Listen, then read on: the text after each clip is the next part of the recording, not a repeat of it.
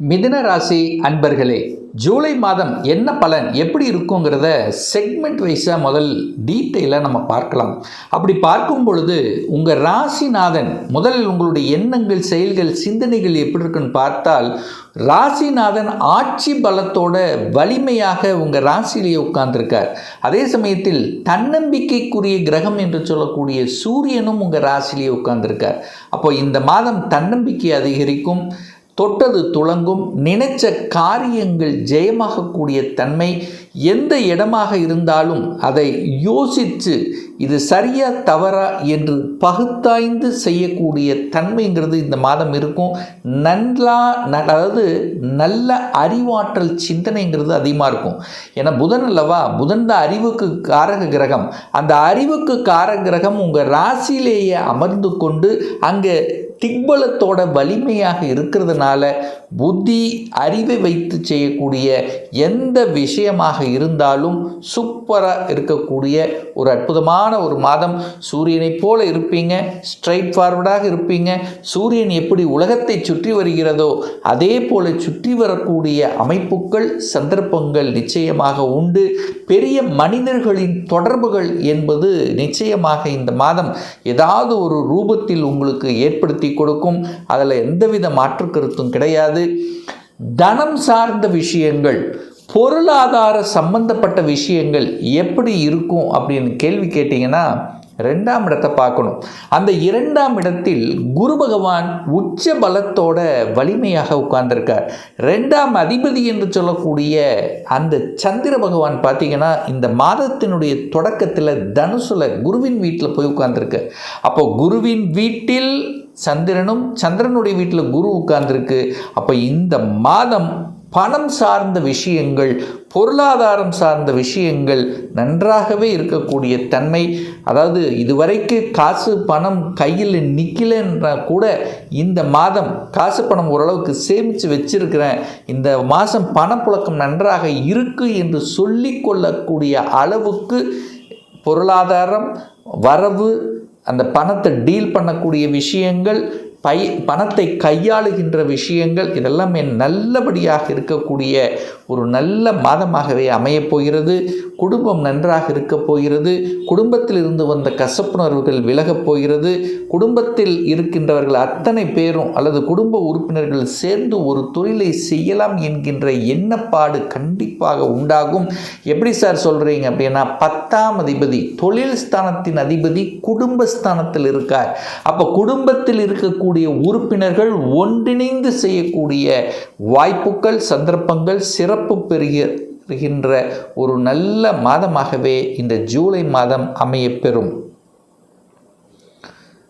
வாக்கு சார்ந்த விஷயங்கள் நல்லா இருக்கும். உங்கள் பேச்சு 4 பேர் கேட்கக்கூடிய அமைப்பு உண்டு. அந்த அதாவது ஒரு திடமாக பேசக்கூடிய தன்மை. எஸ்ன்னா எஸ், நோன்னா நோ, அப்படி அந்த ஸ்ட்ரெயிட் ஃபார்வர்டாக இருக்கக்கூடிய அமைப்பு நிச்சயமாக இந்த மாதம் உண்டு. 3ஆம் அதிபதியாக இருக்கக்கூடிய சூரிய பகவான் தனக்கு 11ஆம் இடத்தில் இருக்கார். லாபஸ்தானத்தில் இருக்கிறது ஒரு நல்ல தன்மை தான். அதே சமயத்தில் அங்கே கேது இருக்குது. சில விஷயங்களில் பார்த்திங்கன்னா ஒரு தடுமாற்றம் இருப்பதை போன்ற ஒரு தோற்றத்தை கொடுக்கும். நிறைய பிரயாணங்கள் போகிற மாதிரி இருக்கும். கொஞ்சம் அலைச்சல் திருச்சல், டென்ஷன், ப்ரெஷர் இருக்கக்கூடிய தன்மைங்கிறது இருக்குது. ஆனாலும் அதை சமாளிக்கக்கூடிய ஆற்றல் இயல்பாகவே மிதுனத்துக்கு இந்த ஜூலை மாதம் நிச்சயமாக அமையும். அப்போது ட்ராவல் உண்டு, பிரயாணங்கள் உண்டு, வியாபாரம் நல்லபடியாக இருக்கக்கூடிய தன்மை. ஒரு சிலர் ரியல் எஸ்டேட் சார்ந்த புத்தி அறிவு வச்சு செய்யக்கூடிய துறைகளில் என்ட்ரி ஆவதற்குண்டான வாய்ப்புகள் அல்லது ஏற்கனவே இருக்கின்றவர்களுக்கு கூடுதல் வருமானம் கிடைக்கக்கூடிய வாய்ப்புகள், சந்தர்ப்பங்கள் சிறப்பு பெறுகின்ற ஒரு நல்ல மாதம். 4ஆம் அதிபதி, சார் சுகத்தை பற்றி கேட்குறீங்க, இந்த மாதம் எப்படி இருக்கும்? சுகம் சார்ந்த விஷயங்கள், வீடு வண்டி வாகனங்கள் சார்ந்த விஷயங்கள் எப்படி இருக்குன்னா 4ஆம் இடத்தை பார்க்கணும். 4ஆம் அதிபதியாக இருக்கக்கூடியவர் புதன் ஆட்சி பலத்தோட ஸ்ட்ராங்காக இருக்க போகிறார். அதே சமயத்தில் இந்த மாதத்தினுடைய பிற்பகுதியில் அந்த 4ஆம் அதிபதியாக இருக்கக்கூடியவர் ஆன அந்த புதன் பகவான் யாரோட சேரப்போகிறார் அப்படின்னா இந்த மாதத்தினுடைய இறுதியில் குருவோட வந்து சேரப்போகிறார். அப்போ கண்டிப்பாக நல்ல மாற்றங்கள், வீடு வண்டி வாகனம் அசையும் அசையா சொத்துக்கள் சார்ந்த விஷயங்களும் சிறப்பு பெறுகின்ற ஒரு நல்ல மாதம். ஏன்னா 4க்குரியவன் வலிமை பெறாரே, அவர் போய் உங்கள் ராசிலேயே உட்கார்ந்துருக்காரே, அப்போ வீட்டை வாங்கணும் இடத்த வாங்கணுங்கிற எண்ணங்கள் தோன்றும். அந்த எண்ணத்துக்கு சாதகமான ஒரு சொல்யூஷன் கொடுக்கக்கூடிய அமைப்பு, ஒரு சிலர் தாயினுடைய சொத்துக்கள் வரக்கூடிய அமைப்பு, அல்லது விற்காத இடங்கள் விற்பனையாகக்கூடிய வாய்ப்புகள் சந்தர்ப்பங்கள், அல்லது வீடு கட்டி விட்டு அதன் மூலம் வாடகை வருமானம் எடுத்துக்கொள்ளக்கூடிய அமைப்புகள், அதாவது ஒரே மாதிரியான செய்யக்கூடிய துறைகள், இந்த டீச்சிங்கில் இருக்கிறவங்க, அல்லது நீங்கள் பார்த்தீங்கன்னா ஒரு பள்ளிக்கூடங்களை நிறுவக்கூடிய அமைப்புகள் ஒரு சிலருக்கு உருவாகும். ஏன்னா அவங்க ஆழ் மனசில் அது தோண்டிகிட்டே இருக்கும். இந்த மிதுனராசி என்பர்கள் இந்த கல்வி சம்பந்தப்பட்ட போதனைகள் செய்வது, மற்றவர்களுக்கு உபதேசம் செய்யக்கூடிய தன்மை, தகவல் தொடர்பு துறை கம்யூனிகேஷன் சம்பந்தப்பட்ட விஷயங்கள், இதெல்லாம் ஆர்வம் அப்படிங்கிறது இந்த மிதுனத்துக்கு அதிகமாகவே இந்த மாதம் அமையப்பெறும். 5ஆம் அதிபதி, பூர்வ புண்ணிய ஸ்தானத்தின் அதிபதி யார் அப்படின்னா சுக்கிரன். சுக்கிரன் போய் தனக்கு 11ஆம் இடத்தில் கேதுவோடு இருக்கார். இப்போ காதல் சார்ந்த விஷயத்தில் இருக்கக்கூடியவர்கள் கொஞ்சம் கவனம் எச்சரிக்கையோடு இருக்கணும். ஏன்னா கூட சுக்கிரனோட கேது என்கின்ற சர்ப்ப கிரகம் சேர்ந்திருக்குங்கிறத ஞாபகத்தில் வைத்து கொள்ளுங்கள். அதே சமயத்தில் 6ஆம் இடம் கடனை கொடுக்கக்கூடிய, நோயை கொடுக்கக்கூடிய, எதிர்ப்பை கொடுக்கக்கூடிய, பகையை கொடுக்கக்கூடிய அந்த 6ஆம் அதிபதி போய் 12ஆம் இடத்தில் அமர்ந்து கொண்டு 6ஆம் இடத்தையே பார்க்குது. அப்போ நெகட்டிவ் விஷயத்துக்குள்ளே போகக்கூடாது, எதிர்ப்பு பகை கூடவே கூடாது அப்படிங்கிறத மைண்டில் வச்சுக்கோங்க. கடன் அதே மாதிரி கடன் தன்னுடைய கெப்பாசிட்டிக்கு மேலே போயிடக்கூடாது. ஏன்னா 12ஆம் இடத்தில் இருக்கக்கூடிய செவ்வாய் பகவான் 6ஆம் இடத்தை பார்க்குறார். அப்போ 6ஆம் இடத்தை வளர்க்கப் போகிறது. குரு பகவானும் பார்க்குது. அப்போ கடனை பற்றிய சிந்தனைகள் கண்டிப்பாக இருக்கும். அந்த கடன் சுப கடன்களாக கன்வெர்ட் பண்ணிக்கிறது புத்திசாலித்தனம் அப்படிங்கிறத மைண்டில் வச்சுக்கோங்க. வேலை கிடைக்குமா? 100% வேலை கிடைக்கும். ஏன்னா 6ஆம் இடம் என்பது வேலை, வேலைக்குரிய கிரகம் என்று சொல்லக்கூடிய செவ்வாய் 6ஆம் இடத்தை பார்க்கிறார். அப்போ வேலை அப்ளை பண்ணி காத்து கொண்டிருக்கக்கூடிய மிதுன ராசி என்பர்களுக்கு இந்த ஜூலை மாதம் வேலை கிடைத்துவிடும். அதில் எந்தவித மாற்று கருத்து இல்லை. எப்படி சார் ஸ்ட்ராங்காக சொல்கிறீங்க? 6ஆம் அதிபதியாக இருக்கக்கூடிய செவ்வாய் பகவான் 6ஆம் இடத்தை பார்க்கின்ற காரணத்தாலும், பொதுவாக தொழில் ஸ்தானத்தின் அதிபதி என்று சொல்லக்கூடிய குரு பகவான் தொழில் ஸ்தானத்தையே பார்க்கின்ற காரணத்தாலும் இந்த நிகழ்வு கண்டிப்பாக ஏற்படுத்தும். ஒரு சிலருக்கு வேலையில் ப்ரமோஷன் கிடைக்கக்கூடிய அமைப்புகள், மாற்றத்தை கொடுக்கக்கூடிய அமைப்புகள், ஏற்கனவே அதாவது வேலையில் இருக்கிறவங்க சொந்த தொழில் செய்யலாம் என்கின்ற எண்ணங்களை கொடுக்கக்கூடிய அமைப்புகள், இதெல்லாமே நல்லபடியாக இருக்கக்கூடிய ஒரு நல்ல மாதம். சார், திருமணம் சார்ந்த விஷயங்கள் எப்படி இருக்கும்? 7ஆம் அதிபதியாக இருக்கக்கூடிய குரு உச்சமாக குடும்பஸ்தானத்தில் உட்கார்ந்திருக்கார். அப்போ கண்டிப்பாக குடும்பம் திருமணம் கனெக்ட் ஆகிறதுனால குடும்பத்தில் ஒரு சுப காரியங்கள் செய்யக்கூடிய அமைப்பு நல்லபடியாகவே இருக்குது. அதில் எந்த தடையும் ஏற்படுத்த போவது இல்லை. நண்பர்கள் மூலமாக அனுகூலம், ஆதாயம், நல்ல நண்பர்கள் கிடைக்கக்கூடிய அமைப்பு இந்த ஜூலை மாதம் உண்டு.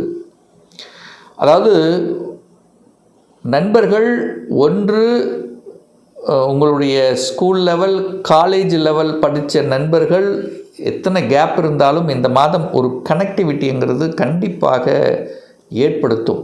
அவர்கள் மூலமாக ஒரு சந்தோஷம் தரக்கூடிய நல்ல செய்திகள் உங்கள் காதுக்கு வரும். குரு பகவான் 8ஆம் இடத்தை பார்க்குறார். அப்போ 8ஆம் இடம் என்பது வலி, வேதனை, துக்கம், துயரத்தை கொடுக்கக்கூடிய ஒரு இடம் என்று சொன்னாலும் திடீர் அதிர்ஷ்டம் அங்கே புதைந்திருக்கிறது. அப்போ ஒரு திடீர் அதிர்ஷ்டம் தரக்கூடிய வாய்ப்புகள், சந்தர்ப்பங்கள் உண்டு. என்ன சார் அதிர்ஷ்டம் கிடைக்கும்? எங்கேயாவது கொடுத்து வச்சுருந்த பணம் டக்குன்னு வந்துருச்சு, இது நாள் வரைக்கும் வரலன்னு சொல்லி ஒரு மாதிரி கஷ்ட நிலையில் இருக்கின்றவர்களுக்கு அது திரும்பி வந்த எவ்வளோ ஒரு சந்தோஷம், அந்த சந்தோஷத்தை அடையக்கூடிய தன்மை. அல்லது ஷேர் மார்க்கெட்டில் திடீர்னு ஒரு நல்ல யோகத்தை கொடுக்கக்கூடிய அமைப்பு. அல்லது பார்த்திங்கன்னா என்றைக்கோ போட்ட இன்சூரன்ஸ் பணம் இப்போது வருது, ஒரு 10 வருஷத்துக்கு முன்னாடி போட்ட பணம் இப்போ வருது அப்படிங்கும்போது ஒரு ஹாப்பினஸ் கொடுக்கக்கூடிய அமைப்பு. அல்லது வேலையில் ஒரு திடீர் ப்ரமோஷன் கொடுத்து ஒரு இன்க்ரிமெண்ட் கொடுக்கும்போது ஒரு சந்தோஷத்தை கொடுக்கக்கூடிய அமைப்பு. அல்லது தொழில் செஞ்சிட்ருக்கீங்கன்னா புதிய ஒப்பந்தங்கள் கிடைக்கும்போது ஒரு ஒரு அபரிவிதமான ஒரு என்ன சொல்கிறது, ஒரு சந்தோஷம். ஸோ இந்த மாதிரி நல்ல விஷயங்கள் கொடுக்கக்கூடிய அமைப்பும் உண்டு. 8ஆம் இடம் என்பது தூர தேசத்தை குறிக்கக்கூடிய ஒரு இடமும் உண்டு. அப்போது உங்கள் ஊரை விட்டு வெளியே நகரக்கூடிய வாய்ப்புகள், சந்தர்ப்பங்கள் இந்த காலகட்டம் நிச்சயம் உண்டு. ஒரு சிலர் வெளிநாட்டுக்கு போகணும், அல்லது வேறு மாநிலத்துக்கு போகணும், சென்ட்ரல் கவர்மெண்ட், ஸ்டேட் கவர்மெண்ட் போகணும். ஸோ இந்த மாதிரி என்ன ஓட்டத்தோடு இருக்கக்கூடியவர்களுக்கெல்லாம் ஒரு நல்ல தன்மை உண்டு. பெரிய மனிதர்களின் தொடர்புகள் கண்டிப்பாக ஏற்படுத்தும். அதுவும் இந்த ஜூலை மாதம் 17க்கு அப்புறம் ரொம்ப நல்லாயிருக்கு. ஏன்னா குருவோடு சூரியன் இணைகிறது. அப்போது நிறைய பேர்த்துக்கு ப்ரமோஷன் கிடைக்கும், நிறைய பேர்த்துக்கு அதிகாரம் கிடைக்கக்கூடிய அமைப்புகள், சந்தர்ப்பங்களை ஏற்படுத்தும். ஸோ இது ஒரு நல்ல மாதமாகவே அமையப்பெறுகிறது. இந்த மிதுனராசி என்பர்கள் அதாவது ஒரு தன்னம்பிக்கை கிடைக்கும். ஒரு மனுஷனுக்கு தேவை தன்னம்பிக்கை. அந்த தன்னம்பிக்கை கிடைக்கும், ஒரு வில் பவர் கிடைக்கக்கூடிய ஒரு மாதம். நெகட்டிவை மட்டும் தூக்கி வீசிடுங்க, அவ்வளோதான். எதிர்மறை எண்ணம் கூடவே கூடாது. பாசிட்டிவ் கண்ணோட்டத்துடன் மட்டும் அணுகினால் வெற்றி என்பது நிச்சயம். ஸோ நல்ல மாதமாகவே அமையப்பெறுகிறது. இப்போ சொன்னது ஒரு பொது பலன்.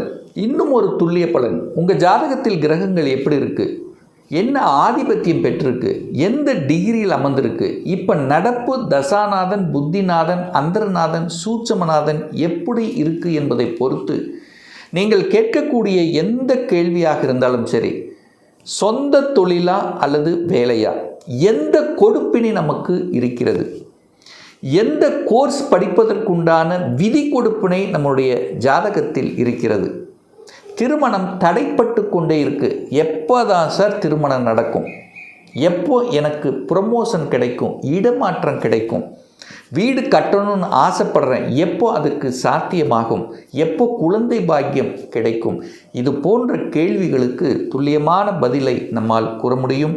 ஒரு பர்சனல் கன்சல்டேஷன் எடுத்துக்கணும், உங்களுடைய சுயஜாதகம் பார்க்கணும், உங்களை பற்றி தெரிஞ்சுக்கணும் என்று விருப்பப்படக்கூடிய அன்பர்கள் டிஸ்பிளே தெரியக்கூடிய நம்பருக்கு வாட்ஸ்அப் மூலயமாகவோ ஃபோன் கால் மூலயமாகவோ தொடர்பு கொண்டு நேரடியாகவோ அல்லது ஆன்லைன் மூலமாகவோ கன்சல்டேஷன் எடுத்துக்கலாம். நம்மளுடைய அலுவலகம் கோயம்புத்தூரில் அமைந்துள்ளது.